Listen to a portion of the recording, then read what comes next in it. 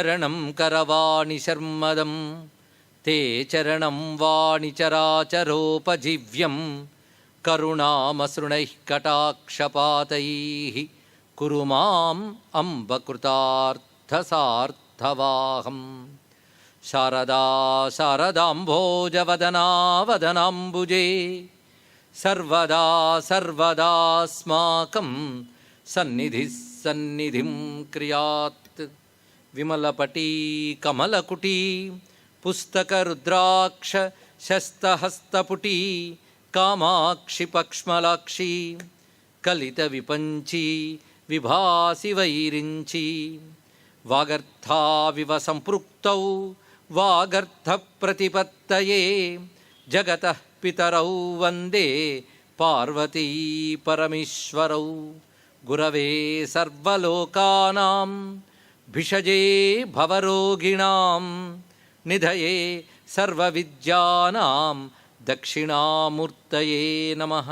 నారాయణ సమారంభాం వ్యాసశంకరమధ్యమాం అస్మదాచార్యపర్యంతాం వందే గురుపరంపరాం. నారాయణం నమస్కృత్య నరం చైవ నరోత్తమం దేవీం సరస్వతీం వ్యాసం తతో జయముదీరయేత్. యజ్ఞేశ అచ్యుత గోవింద మాధవ అనంత కేశవ కృష్ణ విష్ణో హృషీకేశ వాసుదేవ నమోస్తుతే. రామాయ రామభద్రాయ రామచంద్రాయ వేధసే రఘునాథాయ నాథాయ సీతాయాః పతయే నమః. ఆంజనేయం మహావీరం బ్రహ్మ విష్ణు శివాత్మకం తరుణార్కప్రభం శాంతం రామదూతం నమామ్యహం. నమో మహద్భ్యో ఋషిభ్యో గురుభ్యో నమః. జాంబవత్ సుగ్రీవ హనుమత్ సీతా లక్ష్మణ భరత శత్రుఘ్న సమేత శ్రీరామచంద్ర పరబ్రహ్మణే నమో నమః. శ్రీ హనుమతే నమః. సీతారామాంజనేయమయమైన ఈ సభా సదస్సుకి సవనీయ నమస్సులు సమర్పణ చేసుకుంటూ, మానవుడి ఆయుష్ 126 వేదం చెప్పింది. అది సాగ్ర ఆయుష్.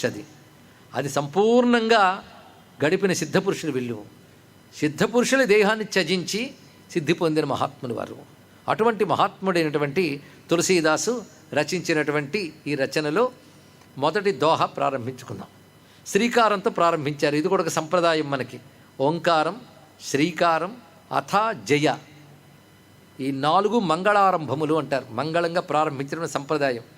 అందుకే ఓంకారం వేదాలకి, అంతేగాని కావ్యాలకి గ్రంథాలకి ఓంకారం ప్రారంభించకూడదు. ఇప్పుడైతే ఎవడ పెడితే ఓం అని అనేస్తున్నారు, కానీ పూర్వం అది ఒప్పుకునేవారు కాదు. ప్రణవం అనాలే తప్ప బయటకు అనేవాళ్ళు కాదు. వాటికి అంత మర్యాదనిచ్చేవారు. ఇప్పుడు వాటి మహిమ తెలియదు, విలువ తెలియదు, మర్యాద తెలియదు. ఎందుకంటే వేదవాంగ్మయంలో వేదమంత్రములకు మాత్రమే ప్రణవం ఆది చేసేవారు. అదే పురాణాదులకు వచ్చేటప్పటికల్లా వాటికి శాస్త్రముల్లోకి వచ్చిన అథకారం, జయకారం, శ్రీకారం. అదే కావ్యాలకు కూడా శ్రీకారం చుట్టారు. ఈ మాట ఇప్పటికి ఉంటుంది. శ్రీకారం చుట్టారా అండి అంటే ప్రారంభించారని అర్థం. అంటే మనం తెలియకపోయిన వాడుకలు ఉంది చూడండి. అదే మహానుభావులు కావ్యాలు ప్రారంభించేటప్పుడు శ్రీకారంతో, అందులో తెలుగువారు అందరూ అలాగే ప్రారంభించారు. మా నన్నయ్య గారు, పోతన గారు, శ్రీనాథుడు అందరూ శ్రీకారంతోనే కదా. శ్రీవాణి గిరిజాశ్చరాయ దహతో శ్రీ కైవల్య పదంబు చేరుటకునై అన్ని శ్రీకారమే. సంప్రదాయ కవిత్వం అంతా శ్రీకారంతోనే ఉంటుంది. ఈ మహానుభావుడు కూడా శ్రీకారంతోనే ప్రారంభిస్తున్నాడు. శ్రీ గురుచరణ్ సరోజ రజ్ నిజమన్ ముకురు సుధారి బరనౌ రఘుబర్ బిమల జస్ జోదాయకు ఫలచారి. ఈ దోహాలు 2. మొదటి దోహ మనం చెప్పుకుంటున్నాం ఇప్పుడు. శ్రీ గురుచరణ్ సరోజ రజ్. ఇక్కడ పూజ్యభావంతో గురువుని శ్రీకారంతో చెప్తున్నారు. శ్రీ అంటే జ్ఞానవాన్, అదేవిధంగా శోభావాన్, శోభ, జ్ఞానము, కాంతి, గొప్పతనము ఇత్యాదులంటికి శ్రీ చెప్తారు. అలాంటి శ్రీ గురుడు అంటే జ్ఞానవంతుడైన గొప్పవాడైన గురువు యొక్క చరణ సరోజ రజ్, పాదపద్మముల ధూళి. పాదపద్మముల ధూళి, పాదధూళి అనకాకుండా పాదపద్మముల ధూళి, చరణ సరోజ రజ్.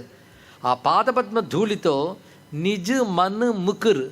ముకురు అంటే అద్దము అని అర్థం. నిజమన్న ముకురు అంటే నా మనస్సు అనేటటువంటి అద్దాన్ని సుధారి శుభ్రపరుచుకుంటున్నాను. అంటే నా గురువుల పాదపద్మ ధూళితో నా మనస్సు అనే అబ్దాన్ని శుభ్రపరుచుకుంటున్నాను. ఎంత గొప్ప మాట చెప్పాడు ఇక్కడ. గురుపాద ధూళి ఎక్కడ వహిస్తారంటే శిరసా వహిస్తారు, అంతే కదా. శిరసా గురుపాద ధూళిని వహించడం వల్ల నా మనస్సు శుద్ధమవుతుంది.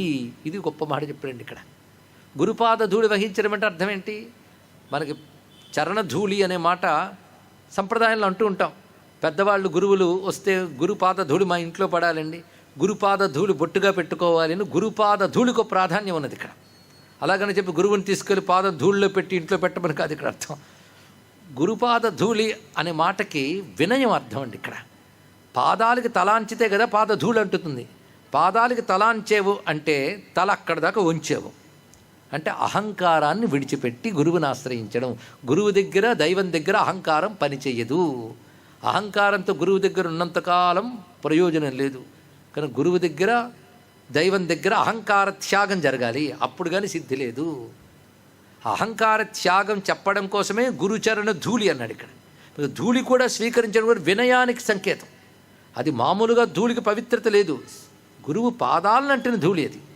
ఆ ధూళి ఎంత పవిత్రం అంటే, ధూళి అంటే సాధారణంగా మాలిన్య వస్తువు అంటాం, కానీ ఇక్కడ సరోజరజ అన్నాడు. అది గొప్ప విషయం. పద్మము యొక్క ధూళి. పద్మధూళి అంటే ఏమిటి? పుప్పుడి, పరాగం అంటాం కదా. పుప్పుడు ఎప్పుడు మాలిన్యం కాదు, పవిత్రమైనదే. కానీ గురుపాద పద్మముల యొక్క ధూళి. అవిద్యానామంతస్తిమిరమిహర ద్వీపనగరి ముందు తనీయాంసం పాంసుం తవచరణ పంకేరుగ భవం విరించి సంచిన్వన్ విరచేతిలోకాన వికలం. అక్కడ చెప్పాడు తవ చరణ పంకేరుగ భవం. అలాగే గురుపాద పద్మముల ధూళి, దానివల్ల నా మనస్సుని శుద్ధి చేసుకుంటున్నాను అన్నాడు ఇక్కడ. మనస్సు ఒక అద్దం లాంటిది. అద్దం నిర్మలమే కదా, మనస్సు కూడా నిజాన్ని నిర్మలమేనండి. కానీ నానా మట్టి పడిపోయి అద్దం అసలు స్వరూపం తెలియట్లేదు. మన మనస్సు ఎలాంటిదో చెప్పగలమా?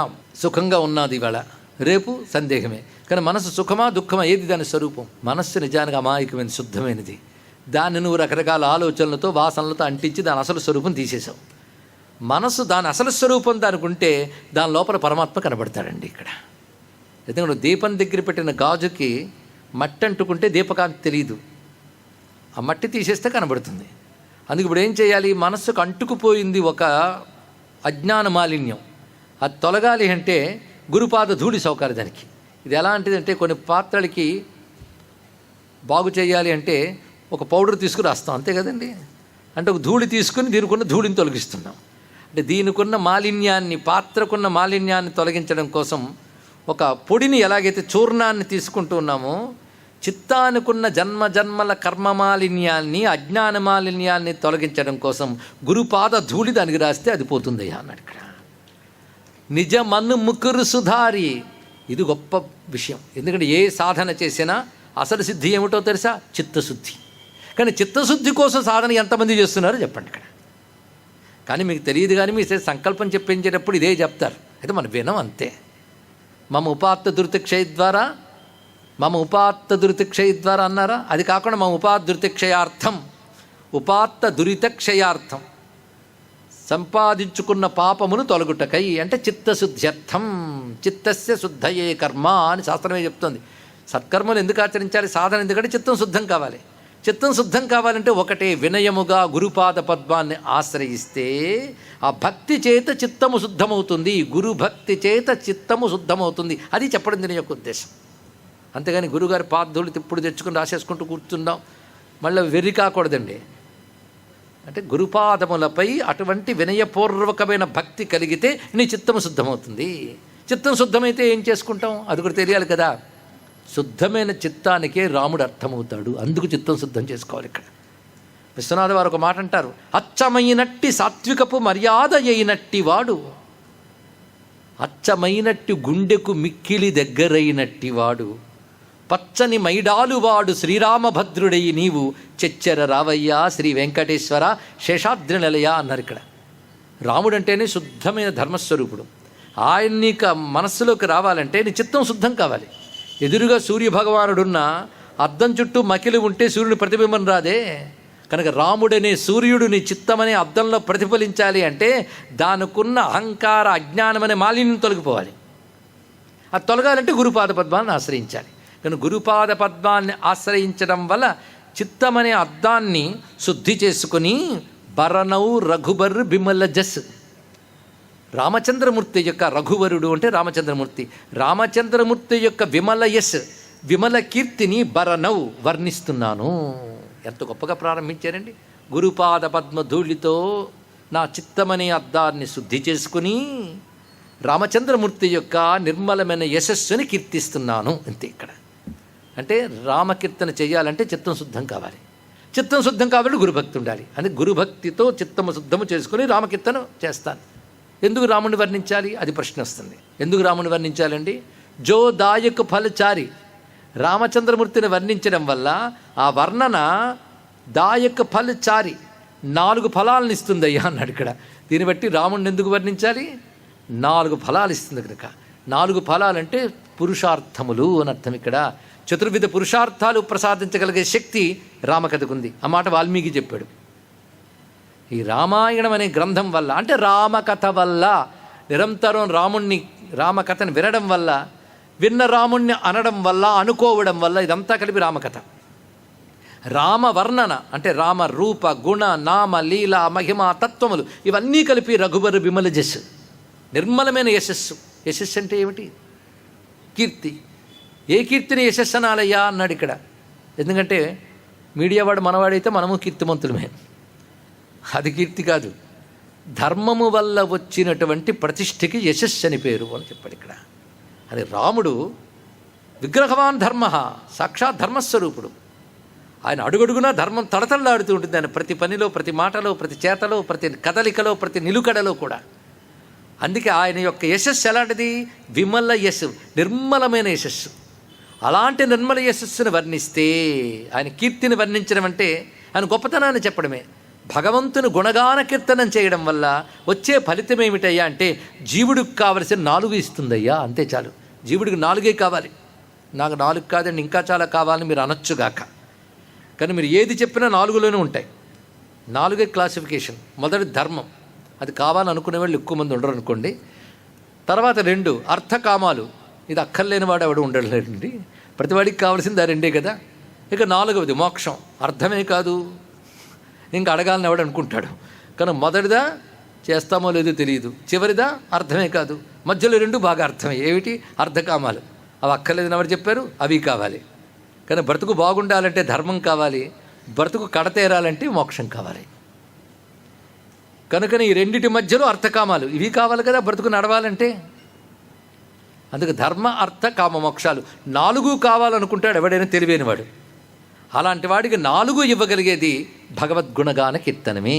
అందుకే రామచంద్రమూర్తి కీర్తన జోదాయిక ఫలచారి, జీవుడికి చతుర్విధ పురుషార్థాలు ఇస్తుంది కనుక రాముణ్ణి కీర్తిస్తాం. అలాంటి రాముడు నీకు అర్థమై కీర్తించాలంటే, చిత్తం శుద్ధి కావాలంటే గురుపాద పద్మధూళిని ఆశ్రయిస్తున్నాం. ఇది మొదటి వాక్యం అండి ఇక్కడ. దీన్ని బట్టి సాధకుడికి ఎన్ని విషయాలు చెప్పాడు. గురువుని ఆశ్రయించు, వినయంగా ఉండు, ఆయన ద్వారా చిత్తాన్ని నిర్మలం చేసుకో, నిర్మలమైన చిత్తంతో రాముడిని అర్థం చేసుకో, అర్థం చేసుకుని రాముడిని కీర్తన చెయ్యు. తెలిసింది కదా. అయితే ఇప్పుడు మనం చెప్పుకుంటున్నది ఏమిటి? మర్చిపోయారా? ఏమిటండి చెప్తున్నాం మనం? హనుమాన్ చాలీసా. హనుమాన్ చాలీసా అంటే హనుమంతుడి గురించి కదా. ఈయన ఏం చెప్పాడు? బరణం రఘుబరు బిమల జస్సు, రామచంద్రమూర్తి యొక్క కీర్తిని గానం చేస్తాను అన్నాడు ఇక్కడ. ఎవరి కీర్తిని గానం చేస్తున్నాడు ఆయన? హనుమంతుని. హనుమాన్ చాలీసా హనుమంతునిది. కానీ చెప్తున్నది ఏమిటి? రాముడి కీర్తిని గానం చేస్తానని.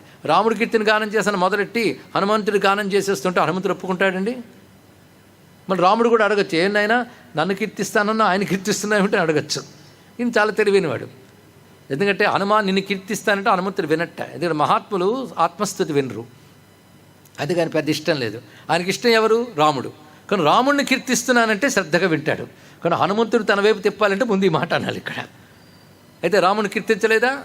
ఒక విధంగా హనుమాన్ చాలీసా చదువుతుంటే రాముడు గొప్పతనమే బయటపడుతుంటుంది ఇక్కడ. ఎందుకంటే భక్తుడికి ఏముంటుందండి? భక్తుడి జీవితం అంతా భగవంతుడే, హనుమంతుడి జీవితం అంతా రాముడే, మరొకట్లేదు ఇక్కడ. కానీ హనుమంతుడి గురించి చెప్తే రాముడి గురించి తీసి చెప్పండి, వల్ల కాదు. కాంతిని తీసి సూర్యుడిని చూడలేరు, రాముడిని తీసి హనుమంతుడిని చూడలేరు ఇక్కడ.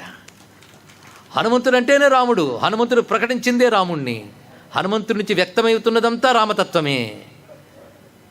పైగా ఈ గురువు ఎవరు? ఇది కూడా ఆలోచించారు కదా. ఈ గురువు అంటే ఆయన గురువు ఇందాక చెప్పుకున్నాం కదా, నరహరి ఆనంద స్వామి వారు. ఆయన్ని ఆశ్రయించాను అనుకోండి, తప్పేం లేదు. కానీ రాముణ్ణి వర్ణించాలంటే హనుమంతుడి గురువు. హనుమంతుడి పాదపద్మాలను ఆశ్రయించి ఆ పాదధూళి స్వీకరించి హనుమత్కృప వల్ల చిత్తశుద్ధి పొంది నేను రామచంద్రమూర్తిని కీర్తిస్తాను అన్నాడు ఇక్కడ. ఎందుకంటే హనుమద్భావం చిత్తానికి రాకపోతే రాముడిని అర్థం చేసుకోలేం. అంటే భక్తుడు కానివాడు భగవంతుని అర్థం చేసుకోలేడు. భక్తుడు అంటే ఎవరు? హనుమంతుడే. కానీ హనుమంతుడిని హృదయగతం చేసుకోవాలంటే నా పాదధూళిని ఆశ్రయించాలి. హనుమంతుడి గురువు. హనుమంతుడి గురువు అని తులసిదాస్ చెప్పాడా అండి? మీరు అంటున్నారు కదంటే చివరికి వెళ్ళండి. ఆయన చెప్తున్నాడు, కృపాకరో గురుదేవుకి నాయి, గురువుగా నన్ను అనుగ్రహించవయ్యా అంటున్నాడు ఇక్కడ. అంటే గురువు ఎవరు? హనుమత్ స్వామి. అందుకని విశిష్టాద్వైత సంప్రదాయంలో హనుమంతుడు అంటే ఆచార్యస్వామినే చెప్తాం ఇక్కడ. కానీ ఆచార్యుడైన హనుమంతుని పాదపద్మాలు నేను ఇప్పుడు ఆశ్రయిస్తున్నాను. ఎలా ఆశ్రయిస్తున్నాను? హనుమాన్ చాలీసా రూపంతో ఆశ్రయిస్తున్నాను ఇక్కడ. ఈ హనుమాన్ చాలీసా అంతా కూడాను శ్రీ గురు చరణాలను ఆశ్రయించడమే. అలా ఆశ్రయించడం వల్ల హనుమత్ పాదపద్మ ధూళి నా హృదయానికి సోకి నా చిత్తము శుద్ధమై రామచంద్రమూర్తిని వర్ణిస్తాను అంటున్నాడు ఇక్కడ. చేసిందంతా రామచరితమానస్ అంతే కదా. కానీ రామచరితమానస్ లాంటి రచనల ద్వారా నేను రామచంద్రమూర్తిని వర్ణించాలి అంటే నాకు హనుమంతుడిని గురువు యొక్క కృప కావాలి అని దీని యొక్క అర్థం అండి ఇక్కడ. ఇది సరిపోయింది. ఇంకో రకంగా కూడా రెండు రకాల అర్థం చెప్పుకున్న. భరణో రఘుబరు అంటే హనుమంతుని కీర్తించడం అంటే రాముని కీర్తించడమే కనుక హనుమాన్ చాలీసా రామచంద్రమూర్తి కీర్తినే ప్రకటిస్తూ ఉన్నది. అందుకే మహానుభావులు శంకర భగవత్పాదుల వారు హనుమంతుడిని స్తుతిస్తూ ఒక మాట అంటారు, దూరీకృత సీతార్తి ప్రకటీకృత రామవైభవ స్ఫూర్తి దారిత దశముఖ కీర్తి పురతో మమ భాతు హనుమతో మూర్తి. ఒక్క శ్లోకంలో సుందరకాండంతా చెప్పేశాడు ఆయన. సీతమ్మ ఆర్తిని పోగొట్టాడు. ఎక్కడ? సుందరకాండలోనే. అంతే కదా. అదేవిధంగా ప్రకటీకృత రామవైభవ స్ఫూర్తి, రాముడు గొప్పతనం ఏంటో చాటాడు. ఎక్కడ? సుందరకాండలోనే. సీతమ్మ ముందు చాటాడు. జయత్యతిలో రామో లక్ష్మణశ్చ మహాబలహాని చాటాడు. రావణ సభలో చాటాడు. మొత్తం లంకలో అంతా రామవైభవ స్ఫూర్తిని ప్రకటించాడు. అంతేకాదు, నేను చాలా గొప్పవాడిని, నా లంక చాలా గొప్పది అని విర్రవేగుతున్న రావణాసురుడి కీర్తిని దెబ్బతీశాడు. ఆ లంక తగలెట్టేశాడు. రావణాసురుడు సైన్యమంతా కొట్టేశాడు. రావణుడు ఏమీ చేయలేని పరిస్థితి కల్పించాడంటే అంతవరకు రావణుడుకున్న కీర్తి పోయిందా లేదా? దారిత దశముఖ కీర్తి. మొత్తం సుందరకాండ ఒక్క శ్లోకంలో చెప్పినటువంటి శంకర భగవత్పాదుల వారికి నమస్కారం చేసుకుంటూ రామవైభవ స్ఫూర్తి ప్రకటిస్తాడైన. కనుక హనుమంతుడిలో రామవైభవ స్ఫూర్తి కనబడుతుంది కనుక హనుమంతుని స్తుతించడం అంటేనే భరణవు రఘుబర విమల జసు. అది మొత్తానికి గురువైన హనుమంతుడిని ఆశ్రయించి నేను రామమూర్తిని వర్ణిస్తున్నాను, తద్వారా చతుర్వేద పురుషార్థాలు లభిస్తాయి అని చెప్పాడు ఇక్కడ. అంటే మంగళాచరణ గ్రంథానికి ఆది కావాలి, అందుకే శ్రీ చెప్పాడు. గురుస్మరణ మొదలు చేస్తాం, శ్రీ గురుభ్యో నమః, అది చేశాడు. మూడవది ఏం చెప్పబోతున్నానో విషయం చెప్పాడు. తర్వాత ఫలం కూడా చెప్పాడు. ఎప్పుడైనా శాస్త్రం ఆవిష్కరించేటప్పుడు అందులో ఏం చెప్పబోతున్నావో చెప్పాలి, దానివల్ల ఏమొస్తుందో చెప్పాలి. రెండూ చేశాడు. అంటే ఉత్తమ గ్రంథానికి ఏది కావాలో అది ప్రారంభించాడా లేదా? కనుక ఆ దోహాన్ని అలాగే చదువుకొని శ్రీ గురు చరణ్ సరోజ రజ్ నిజమన్ ముకుర్ సుధారి భరణం రఘువర్ విమల జస్సు జోదాయక ఫలచారి. ఇక ఆ తర్వాత హనుమంతుడిని ఎందుకు స్మరిస్తున్నాను చెప్తున్నాడు ఇక్కడ. బుద్ధిహీన తను జానికే సుమిరవు పవన కుమార్ బలబుద్ధి విద్యాదేహుమహి అర్హు కలేశ వికార్. ఇందులో ఆయన వాడిన మాటలు వేదాంత శాస్త్ర పరిభాష, యోగశాస్త్ర పరిభాష వాడండి ఇక్కడ. కలేశ బికార్. కలేశ అంటే క్లేశ, బికార్ అంటే వికారం. అంటే సంస్కృతంలో క్లేశ శబ్దము అవధి హిందీలో కలేశ అయింది. హరహు కలేశ బికార్, నా యొక్క క్లేశములను వికారాలని పోగొట్టుగాక. ఏమిటి? సుమిరవు పవన కుమార్ అంటే వాయుపుత్రుడైన హనుమంతుడిని సుమిరవు స్మరణ చేస్తున్నాను. ఈ స్మరణ వల్ల జరిగేవి రెండు ఫలాలు. ఒకటి బల బుద్ధి విద్యాదేహు, బలము బుద్ధి విద్య దీనినిస్తాడు. హరహు కలేశ బికార్, క్లేశము వికారము తొలగిస్తాడండి. అంటే హనుమంతుని స్మరిస్తే ఏమొస్తుంది? బలము బుద్ధి విద్య వస్తాయి. ఈ మూడు రావడం వల్ల ఏం జరుగుతుంది? క్లేశము వికారము పోతుంది. ఆ రెండు పోతే మోక్షం, మరొకటి కాదు. క్లేశము వికారం పోతే మోక్షం అని అర్థం అండి ఇక్కడ. అయితే క్లేశం అంటే ఏమిటి, వికారం అంటే ఏమిటో తెలియాలి కదా. అది తెలిస్తే మోక్షం వచ్చినట్టు, తెలిస్తే మోక్షం వచ్చినట్టు, పోతే మోక్షం వచ్చినట్టు.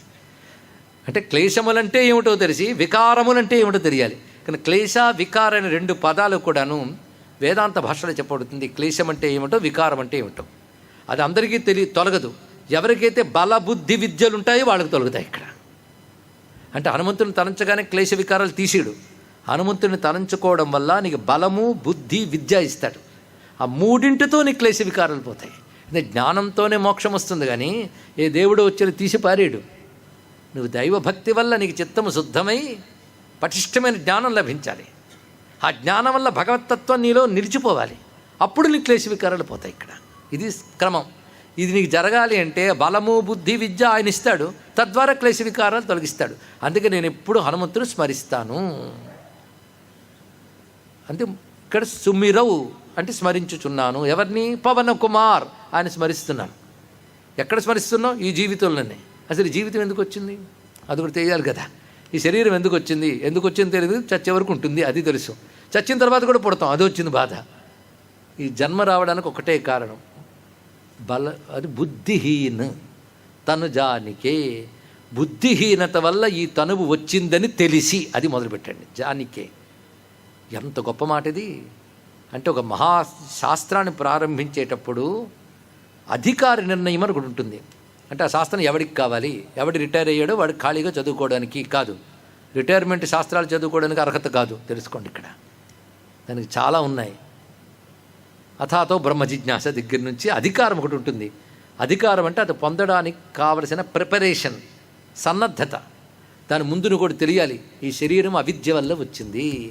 అవిద్య వల్ల వచ్చిన ఈ శరీరంతోనే తరించాలి. వచ్చింది బంధనంగా వచ్చిన శరీరంతోనే బంధం నుంచి బయటపడాలండి. ఇది రహస్యం. అక్కడ అవిద్య వల్ల బంధం ఏర్పడింది శరీరంతో.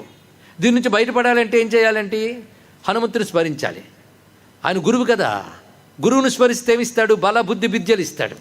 వీటి వల్ల క్లేశ వికారాలు పోతాయి. అందుకు నేను ఇప్పుడు హనుమంతుని స్మరిస్తున్నాను అని మొదలుపెట్టాడు.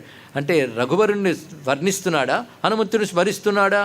రెండూ చేస్తున్నాడు. ఇది అర్థం. ఇక్కడ రఘువరుణ్ణి వర్ణించాడంటే నువ్వు ఎక్కువ వర్ణించలేదే అంటే మరి రామచరితమానస్ ఏమిటి అంటాడు ఆయన. అదంతా చేశానుగా, అది వరణం రఘువరు. మరి హనుమంతుని స్మరిస్తున్నాను, మరి హనుమాన్ చాలీస అదే కదా అంటాడు ఇక్కడ. కనుక ఈ దోహ అంత అందంగా అందించాడు ఆయన ఇక్కడ. సుమిరవు పవన కుమార్. కనుక అజ్ఞానం వల్ల ఈ శరీరం వచ్చిందని తెలుసుకుని దీని నుంచి బయటపడ్డానికై నేను హనుమంతుని స్మరణ చేస్తున్నాను. అంటే భజన చేస్తున్నాను అనలేదు, స్మరణ చేస్తున్నాను అన్నాడు. హనుమాన్ హనుమాన్ హనుమాన్ అంటే స్మరణ కాదు, భజన లేదా ఉచ్చారణ. హనుమత్ స్మరణ అంటే హనుమంతుని యొక్క గుణములు, హనుమంతుని యొక్క తత్వము, హనుమంతుని లీలలు, హనుమన్ నామంలో ఉన్న విశేషము, హనుమన్ మూర్తులు, వీటన్నిటినీ నిరంతరం గుర్తులో పెట్టుకోవడం, జ్ఞాపకంలో పెట్టుకోవడం, వాటి స్మరణ అంటారు. అవి స్మరించడం అంటే అది నీ మనస్సులో కలిసిపోవాలి, అప్పుడు స్మరణ అవుతుంది. అందుకని ఇప్పుడు కష్టం వచ్చినప్పుడు హనుమ హనుమ హనుమాన్ అనుకున్నాను కాదు. ఇక్కడ సుమిరవు అంటే నీ మనస్సంతా దైపోవడమే స్మరణ. అదే కలో స్మరణాన్ముక్తి అంటే అర్థం. కానీ సుమిరవు పవన కుమార్ అని స్మరిస్తున్నాను. స్మరించడం వల్ల నాకు బలము, బుద్ధి, విద్య, మొహి అంటే నాకు ఇస్తాడైన. బల, బుద్ధి, విద్య, దేహు, మొహి ఇవి నాకు ఆయన ఇచ్చి హరహు క్లేశ వికారాలను తొలగిస్తున్నాడు. ఇది దీని యొక్క భావం. అయితే ఇక్కడ బుద్ధిహీన అని ఎందుకన్నాడు, అదేవిధంగా బలబుద్ధి విద్యలను ఎందుకన్నాడు? ఇంకా మిగిలినవి ఎన్నో ఉన్నాయి కదండి. ఐశ్వర్యం ఇచ్చి, రోగములు పోగొట్టి, ఇవన్నీ లిస్ట్ ఇవ్వచ్చు కదా. అంటే అన్నక్కర్లి 3 చాలుట బలము, బుద్ధి, విద్యలు. దీని అర్థం ఏంటో రేపు తెలుసుకుంటే అవునండి 3 చాలు మీరు అంటారు. బలబుద్ధి విద్యలు రావాలి, క్లేశాలు వికారాలు పోవాలి అంటే మేము హనుమంతుడిని స్మరించాలి. అంతే కదా. ఈ భావం యొక్క విశ్లేషణ రేపు గ్రహిస్తూ జై హనుమాన్ అందాను రేపు. సర్వం శ్రీ సీతారామాంజనేయ చరణారవిందార్పణమస్తు. స్వస్తి.